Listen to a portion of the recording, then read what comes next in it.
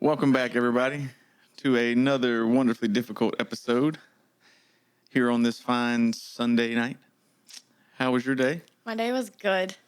Well, Rayne is back with us. I guess I should introduce you. I don't think I introduced you last time. I don't think so. What a poor host. We're working on it, though. Well, last time you were on, we kind of briefly went over some things that you were going through as a middle schooler, and you kind of related to being a student athlete, and so you were more in a very unique pocket that not everybody gets to do. But we have a list. Rayne went around school this past week and asked some of her some of her classmates, what were some things that they struggle with, and we've got 5 or 6 different topics. To no one's surprise, the ones that stood out the most were bullying and friend groups, and trying to fit in. That trying to fit in and friend groups kind of go in the same, but a little bit different. We've all been in middle school before. We know that bullying is a thing. That I'm not sure what we can do to stop it. I know that as a parent, I make sure that I have conversations with my children, you and Xander, that not only do we not bully people, we also try to stick up for people who are being bullied. Because a lot of times bullies want to pick on the weakest person, and a lot of times the bullying can be them reaching out and lashing out because maybe they got something going on in their personal life. Hurt people tend to want to hurt people, and bullying goes back generations. Grandpa experienced bullying in some kind of way. But I guess on that topic, do you feel like your school has bullying? There's 100% bullying at school because there's people at home that's not getting treated as well as they want to be treated. So they're taking all of their anger and frustration and their hurt inside out on other people. Right. Do you feel like your school has like a system in place to maybe help out some of the people who are bullying? And do they have strict rules on if you get caught bullying? Is that different than... They don't really have like a rule for bullying, but like if you're like fighting, like pushing, like arguing, you're going to get like a referral in school or like after school.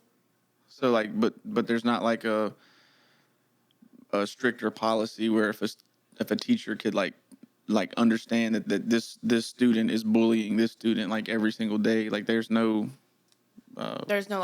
like that she couldn't step in before it got to the point where they fought. Like they have to fight first.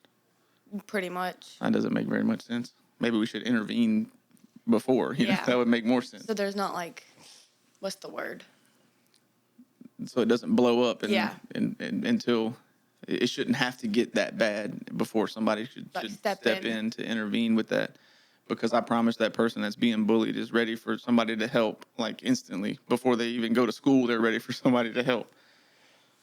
Do you feel like your principal is aware of the bullying? I mean, he has to be, right? He's the teachers. Do they ever have any kind of like special announcements or like different kind of what do you call it when you gather? Like an announcement? Well, not like an announcement, but like whenever they bring you all into the cafeteria and like talk to the whole grade or whatever. Do they ever do that? They've done it once, but it's for the behavior of our grade, not of bullying. Right. Do you feel like the people that you see around you, do you feel like they have access to like the counselor? Do you know who the counselor is? Yes. So the counselor is active? Yes. What's her name? I think Miss Easley? No, Miss Erie? Something like that. So she's accessible, but we don't know what her name is. Yes. That doesn't make very much sense. Yeah.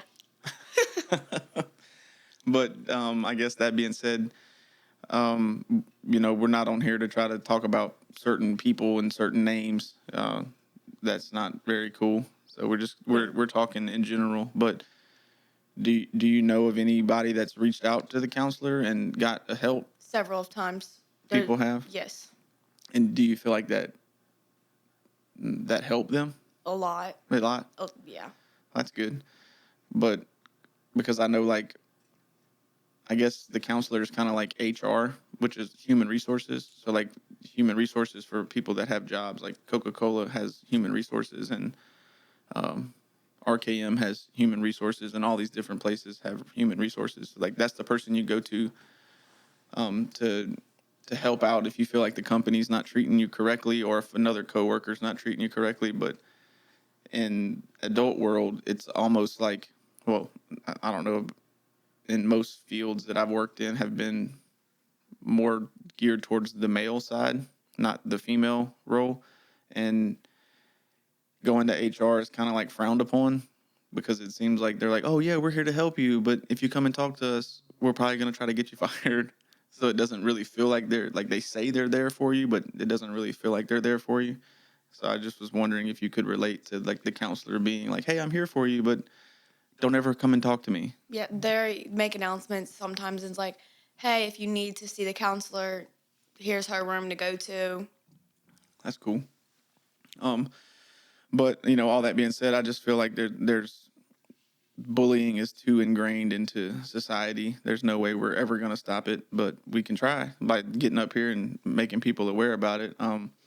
I would say that if you know, like I tell you, if you see somebody being bullied, like you be the first one to stand up and be like, "Hey, that's not cool." Um, you know, don't just let them sit on an island by themselves, because you know that goes back to what you said. You're into the quote. You know, treat others how you want to be treated. So, like, if you're in a situation where you're being bullied, wouldn't that be super cool if somebody stepped up and was like, "Hey, Mr. Bully, that's not cool," you know? But a lot of people want to stay in their own lane and they don't want to get involved, which I can understand in a way. Like, you know, I tell you all the time, like, hey, mind your business. Like, if it ain't got nothing to do with you, then Stay out of it. stay out of it. But so that's kind of like counterintuitive in a way. But you know, there's certain situations like if you see someone that's weaker, because that's usually who the bully picks on. You know, step up and say something. I'm not saying you got to go, you know, throw them the boxing gloves and let's square up. But you know, because a lot of times bullies don't really want to do that anyway. That's why they're picking on the weaker person. Um, so yeah, I mean, I guess that would start with like at home. Parents out there, make sure we're talking to our children on whatever level that may be. Because like you're seventh grade, about to be 13. I feel like me and you have not necessarily adult conversations, but I feel like we're pretty open with one another and we kind of tell the truth to each other. I don't have to rated PG most of the conversations. I can kind of tell you what it really is.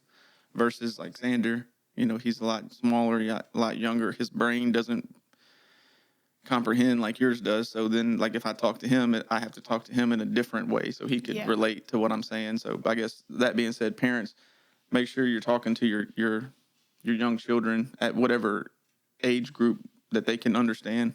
But having that conversation and having that support system at home is really important.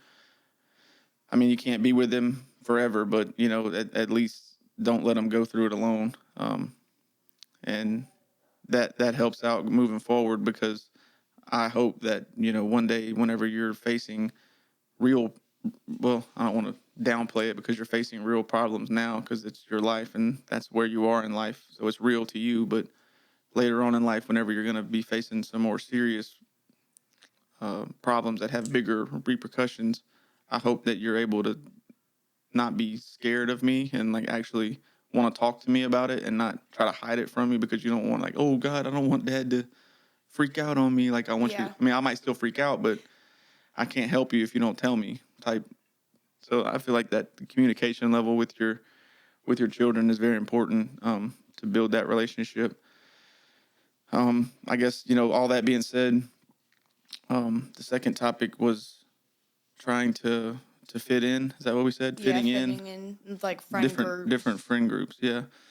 Um, that one's that one's unique because as you're younger and you're in elementary school and kindergarten. I guess that is that considered elementary school. I Yeah. guess so. Just wrapped all that up. From kindergarten to over here, it's to fourth grade. Everybody, everybody at that age is generally the same. Like there's you're not dealing with the hormone levels that you do when you start getting into middle school, because like in middle school you'll have somebody that's in the same grade, especially like in about seventh grade going into eighth grade, you'll have some kids that look like they still go to middle school, and then you'll have some kids who are huge and developed with mustaches and deep voices, and it's a weird place to be in because of the hormone levels. And so back to the middle school, everybody's going elementary school, everybody's kind of dealing with the same thing, and it's do you want to go swing on the swing set or do you want to go down the slide? That's kind of like that's the only thing that really differentiates them at that age. But once you start getting into middle school with the hormone levels and your interests are changing, and the doorway to having opportunities to do different things, like you got the I mean, me and you haven't had this conversation, but I'm sure that every single person that you play softball with isn't friends with every single person that you do cheerleading with. And then I'm sure that every single person that does these things that plays volleyball, they're all, all the different cliques don't hang. Like there might be one or two of them that do, but like it's not like everybody's doing it. So that's where your quote unquote cliques start forming at that age, because you got your cheerleaders and your softball players and your volleyball players and your track runners and your football and your basketball, and everybody starts getting into those sports. And I'm sure, do y'all have like clubs, Yeah. other what else do you have besides sports? Like FCA, SAD. What is it called? Do you have beta still? Is that a thing? I don't think so. Band. Yeah. So all these different categories, you take the general population of the school, and instead of everybody going down the slide and the swing set like elementary, you're compartmentalizing all these different places. So in your experiences, like how does it feel like you navigate now that you're in seventh grade? How do you navigate these different friend pockets? Do you feel like you have to do that, or how does that work for you? Like hang out with Like, do you ever feel like any like pressures? Like, do you feel pressure from some of your friends that you hang out with here? Like, do you feel guilty or feel bad if you hang out with this group and not this group? And then do you feel like there's any pressure put on you from this other group and this group, or not really? Or not really, because most of like my people that I usually hang out is people on the cheer team and people on the softball team that I usually talk to the most, and not like so you don't feel like there's a lot of pressure put no, on you? at least not for me. For Right, other right, people, there probably is. right. Because I know there was certain people that you asked questions about, and that was one of the things that popped up.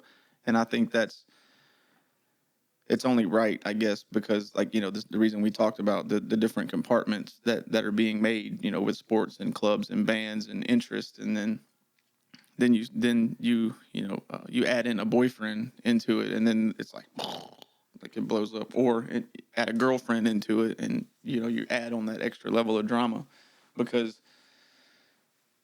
like you said, you'll be middle schoolers are bullies and they're messy and they want drama and we clock and tease and all the good stuff, all those fun words. No cap. Is that still a thing? No. No, that's over with. Yeah. Oh, sorry. But so you add in that relationship, and that just adds into the bickering and the arguing. I guess another topic that we kind of touched on was not having time because your life is so busy.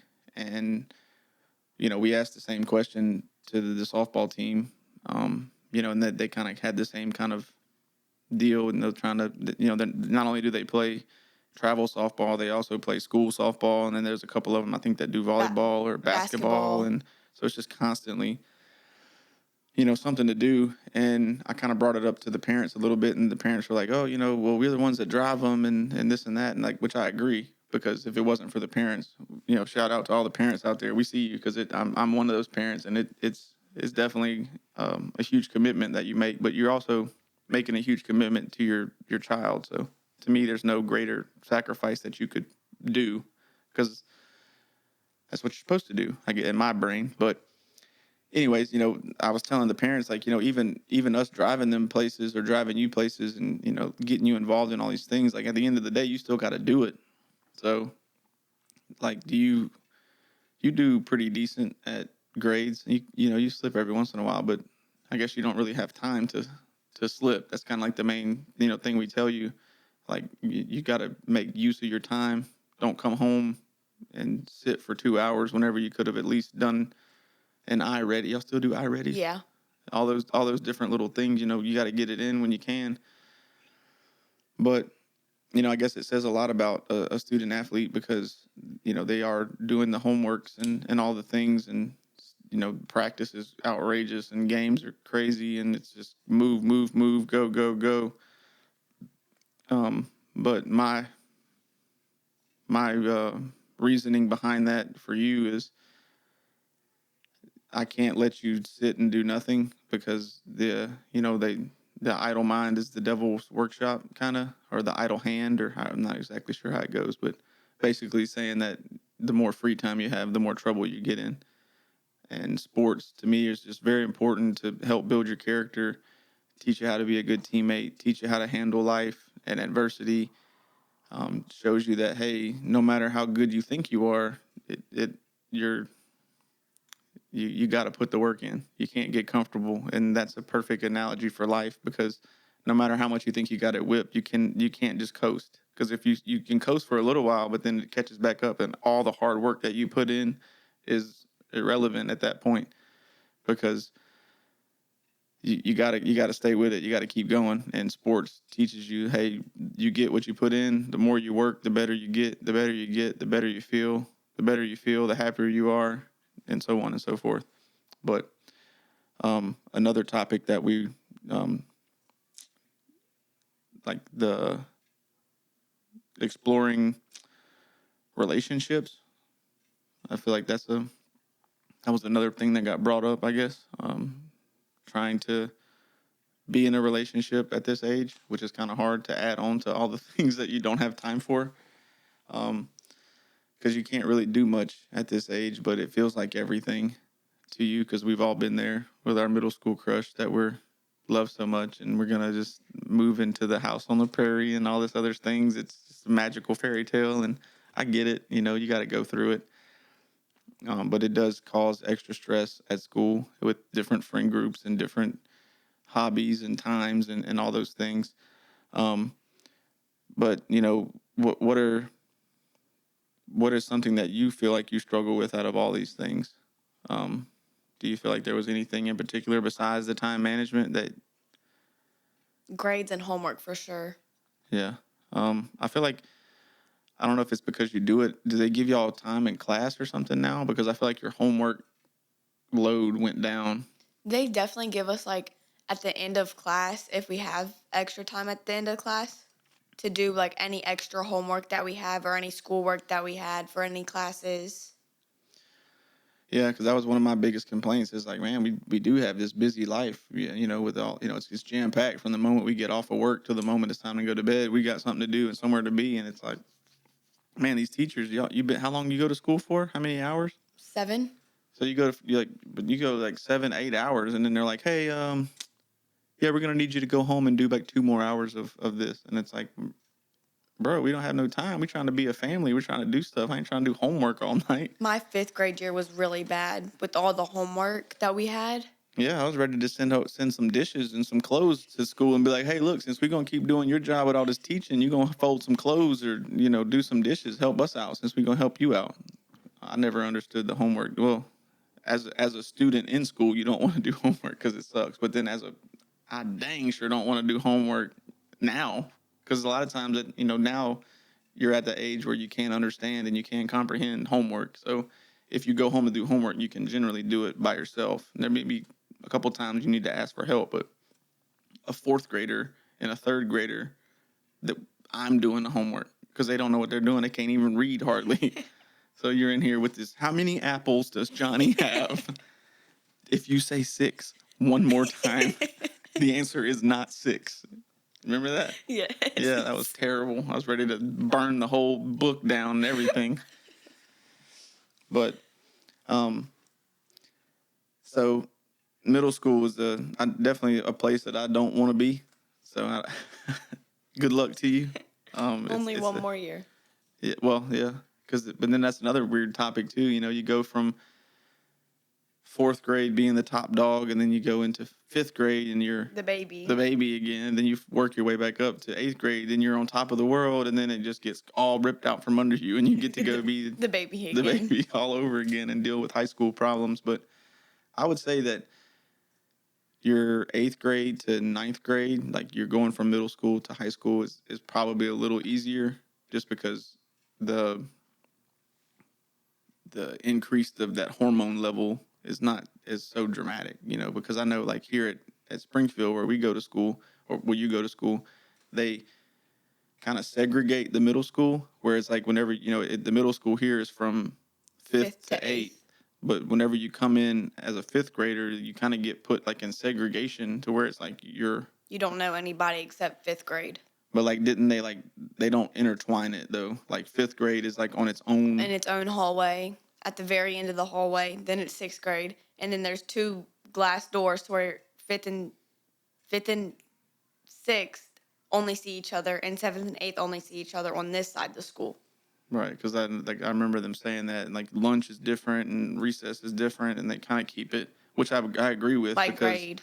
I agree with, because a fifth grader and an eighth grader, that's a humongous difference of everything. Like the way they view the world, the way they look, the way they think about, how they think about it. Like it's a huge difference.